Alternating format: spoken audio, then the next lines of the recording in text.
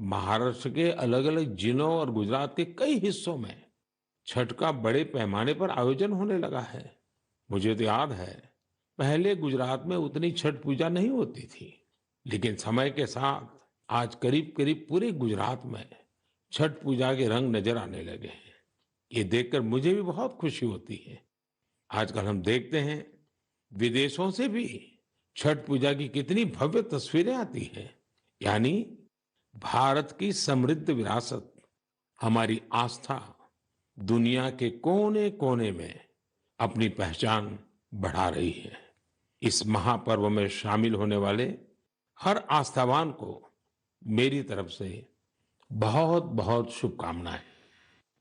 मेरे प्यारे देशवासियों, अभी हमने पवित्र छठ पूजा की बात की, भगवान सूर्य की उपासना की बात की। तो क्यों न सूर्य उपासना के साथ साथ आज हम उनके वरदान की भी चर्चा करें। सूर्य देव का ये वरदान है सौर ऊर्जा, सोलर एनर्जी। आज एक ऐसा विषय है जिसमें पूरी दुनिया अपना भविष्य देख रही है। और भारत के लिए तो सूर्यदेव सदियों से उपासना ही नहीं, जीवन पद्धति के भी केंद्र में रह रहे हैं।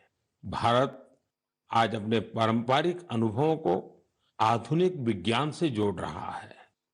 तभी आज हम सौर ऊर्जा से बिजली बनाने वाले सबसे बड़े देशों में शामिल हो गए हैं। सौर ऊर्जा से कैसे हमारे देश के गरीब और मध्यम वर्ग के जीवन में बदलाव आ रहा है, वो भी अध्ययन का विषय है। तमिलनाडु में कांचीपुरम में एक किसान है, थिरु के एजिलन। इन्होंने पीएम कुसुम योजना का लाभ लिया और अपने खेत में 10 हॉर्स पावर का सोलर पंप सेट लगवाया। अब उन्हें अपने खेत के लिए बिजली पर कुछ खर्च नहीं करना होता है। खेत में सिंचाई के लिए अब वो सरकार की बिजली सप्लाई पर निर्भर भी नहीं है। वैसे ही राजस्थान के भरतपुर में पीएम कुसुम योजना के एक और लाभार्थी किसान हैं, कमलजी मीणा। कमल जी ने खेत में सोलर पंप लगाया, जिससे उनकी लागत कम हो गई है। लागत कम हुई तो आमदनी भी बढ़ गई। कमल जी सोलार बिजली से दूसरे कई छोटे उद्योगों को भी जोड़ रहे हैं। उनके इलाके में लकड़ी का काम है, गाय के गोबर से बनने वाले उत्पाद हैं, इनमें भी सोलर बिजली का इस्तेमाल हो रहा है। वो 10-12 लोगों को रोजगार भी दे रहे हैं। यानी कुसुम योजना से कमल जी ने जो शुरुआत की, उसकी महक कितने ही लोगों तक पहुंचने लगी है। साथियों, क्या आप कभी कल्पना कर सकते हैं कि आप महीने भर बिजली का उपयोग करें और आपका बिजली बिल आने के बजाय आपको बिजली के पैसे मिले। सौर ऊर्जा ने ये भी कर दिखाया है। आपने कुछ दिन पहले देश के पहले सूर्य ग्राम गुजरात के मोढेरा की खूब चर्चा सुनी होगी। मोढेरा सूर्यग्राम के ज्यादातर घर सोलर पावर से बिजली पैदा करने लगे हैं। अब वहां के कई घरों में महीने के आखिर में बिजली का बिल नहीं आ रहा, बल्कि बिजली से कमाई का चेक आ रहा है। ये होता देख अब देश के बहुत से गांवों के लोग मुझे चिट्ठियां लिखकर कह रहे हैं कि उनके गांव को भी सूर्यग्राम में बदला जाए। यानी वो दिन दूर नहीं जब भारत में सूर्य ग्रामों का निर्माण बहुत बड़ा जन आंदोलन बनेगा। और इसकी शुरुआत मोढेरा गांव के लोग कर ही चुके हैं। आइए मन की बात के श्रोताओं को भी मोढेरा के लोगों से मिलवाते हैं। हमारे साथ इस समय फोन लाइन पर जुड़े हैं श्रीमान विपिन भाई पटेल। विपिन भाई नमस्ते। देखिए, अब तो मोढेरा पूरे देश के लिए एक मॉडल के रूप में चर्चा में आ गया है। लेकिन जब आपको अपने रिश्तेदार परिचित सब बातें पूछते होंगे, तो आप उनको क्या बताते हैं? क्या फायदा हुआ? सर लोग हमारे को पूछते हैं तो हम कहते हैं कि हमारे जो बीज बिल आता था, लाइट बिल, वो अभी 0 आ रहा है और कभी 70 रुपये आता है। पर लेकिन हमारे पूरे गांव में जो आर्थिक परिस्थिति है वो सुधर रही है। यानी एक प्रकार से पहले जो बिजली बिल की चिंता थी, वो खत्म हो गई। हाँ सर, वो तो बात सही है सर। तो अभी तो कोई टेंशन नहीं पूरे गांव में। सब लोग को लग रहा है कि सर ने जो किया तो वो तो बहुत अच्छा किया है। वो खुश है सर, आनंदित हो रहे हैं सब। अब अपने घर में ही खुद ही बिजली का कारखाना के मालिक बन गए। खुद का अपना घर के छत पे बिजली बन रही है। हाँ, बात सही है सर। तो क्या ये बदलाव जो आया है उसकी गांव के लोगों पे क्या असर है? सर वो पूरे गांव के लोग वो खेती कर रहे हैं। तो फिर मेरे को बिजली की जो झंझट थी तो उसमें मुक्ति हो गई है। बिजली का बिल तो भरना नहीं है, निश्चित हो गए हैं सर। मतलब बिजली का बिल भी गया और सुविधा बढ़ गई। झंझट भी गया सर। और सब जब आप यहाँ आए थे और तो 3D शो जो यहाँ उद्घाटन किया तो इसके बाद तो मोटेरा गांव में 4 चांद लग गए सर। और वो जो सेक्रेटरी आए थे सर, जी जी। तो वो गांव फेमस हो गया सर। या यूएन के सेक्रेटरी जनरल उनकी खुद की इच्छा थी। उन्होंने मुझे बड़ा आग्रह किया कि भाई इतना बड़ा काम किया है तो मैं वहां जाके देखना चाहता हूँ। चलिए विपिन भाई, आपको और आपके गांव के सब लोगों को मेरी तरफ से बहुत बहुत शुभकामनाएं।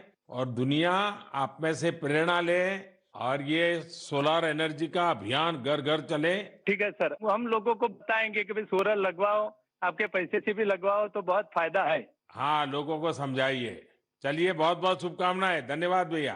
Thank you sir, thank you sir. मेरा जीवन धन्य हो गया आपसे बात करके। विपिन भाई का बहुत बहुत धन्यवाद। आइए अब मोढेरा गांव में वर्षाबेन से भी बात करेंगे। हेलो।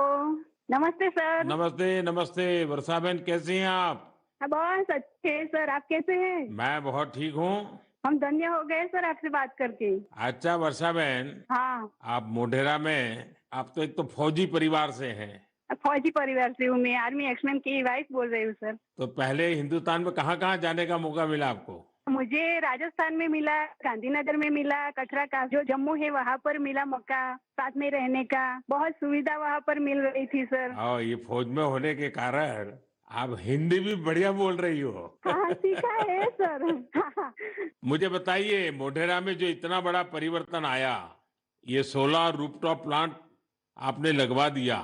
जो शुरू में लोग कह रहे होंगे तब तो आपको मन में आया होगा ये क्या मतलब है, क्या कर रहे हैं, क्या होगा, ऐसे थोड़ी बिजली आती है, सब बातें हैं कि आपके मन में आई होगी। अब क्या अनुभव आ रहा है, इसका फायदा क्या हुआ है?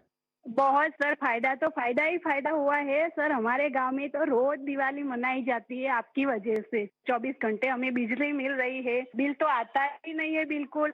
हमारे घर में हमें हमने इलेक्ट्रिक सब चीजें घर में ला रखी है सर, सब यूज कर रहे हैं हम आपकी वजह से सर। बिल आता ही नहीं है तो हम फ्री माइंड से सब यूज कर सकते हैं ना। ये बात सही है, आपने बिजली का अधिकतम उपयोग करने के लिए भी मन बना लिया है। बना लिया सर, बना लिया। अभी हमें कोई दिक्कत ही नहीं है, हम फ्री माइंड से सब जो वॉशिंग मशीन है, एसी है, सब चला सकते हैं सर। और गांव के बाकी लोग भी खुश हैं इसके कारण? बहुत बहुत खुश है सर। अच्छा, ये आपके पतिदेव तो वहाँ सूर्य मंदिर में काम करते हैं, तो वहाँ वो जो लाइट शो हुआ, इतना बड़ा इवेंट हुआ और अभी दुनिया भर के मेहमान आ रहे हैं। दुनिया भर के फॉरेनर आ सकते हैं अगर आपने वर्ल्ड में प्रसिद्ध कर दिया है हमारे गांव को। तो आपके पति को अब काम बढ़ गए होगा, इतने मेहमान वहाँ मंदिर में देखने के लिए आ रहे हैं। अरे कोई बात नहीं, जितना भी काम बढ़े सर, कोई बात नहीं, इसकी हमें कोई दिक्कत नहीं है हमारे पति को। बस आप विकास करते जाओ हमारे गांव का। अब गांव का विकास तो हम सबको मिल करके करना है। हाँ हाँ सर, हम आपके साथ हैं। और मैं तो मोढेरा के लोगों का अभिनंदन करूंगा, क्योंकि गांव ने इस योजना को स्वीकार किया और उनको विश्वास हो गया कि हाँ, हम अपने घर में बिजली बना सकते हैं। 24 घंटे सर हमारे घर में बिजली आती है और हम बहुत खुश हैं। चलिए, मेरी आपको बहुत शुभकामनाएं हैं। जो पैसे बचे हैं इसका बच्चों के भलाई के लिए उपयोग कीजिए। उन पैसों का उपयोग अच्छा हो ताकि आपका जीवन को फायदा हो। मेरी आपको बहुत शुभकामनाएं हैं और सब मोढेरा वालों को मेरे नमस्कार। साथियों, वर्षाबेन और विपिन भाई ने जो बताया है वो पूरे देश के लिए, गांवों शहरों के लिए एक प्रेरणा है। मोढेरा का ये अनुभव पूरे देश में दोहराया जा सकता है। सूर्य की शक्ति अब पैसे भी बचाएगी और आय भी बढ़ाएगी। जम्मू कश्मीर के श्रीनगर से एक साथी हैं मंजूर अहमद लईवाल। कश्मीर में सर्दियों के कारण बिजली का खर्च काफी होता है। इसी कारण मंजूर जी का बिजली का बिल भी 4,000 रुपये से ज्यादा आता था। लेकिन जब से मंजूर जी ने अपने घर पर सोलर रूफटॉप प्लांट लगवाया है, उनका खर्च आधे से भी कम हो गया है। ऐसे ही ओडिशा की एक बेटी कुन्नी देवरी सौर ऊर्जा को अपने साथ साथ दूसरी महिलाओं के रोजगार का माध्यम बना रही है। कुन्नी ओडिशा के केंदुझर जिले के करदापाल गांव में रहती है। वो आदिवासी महिलाओं को सोलर से चलने वाली रीलिंग मशीन पर सिल्क की कताई की ट्रेनिंग देती है। सोलर मशीन के कारण इन आदिवासी महिलाओं पर बिजली के बिल का बोझ नहीं पड़ता और उनकी आमदनी हो रही है। यही तो सूर्यदेव की सौर ऊर्जा का वरदान ही तो है। वरदान और प्रसाद तो जितना विस्तार हो उतना ही अच्छा होता है। इसलिए मेरी आप सबसे प्रार्थना है, आप भी इसमें जुड़े और दूसरों को भी जोड़े। मेरे प्यारे देशवासियों, अभी मैं आपसे सूरज की बातें कर रहा था।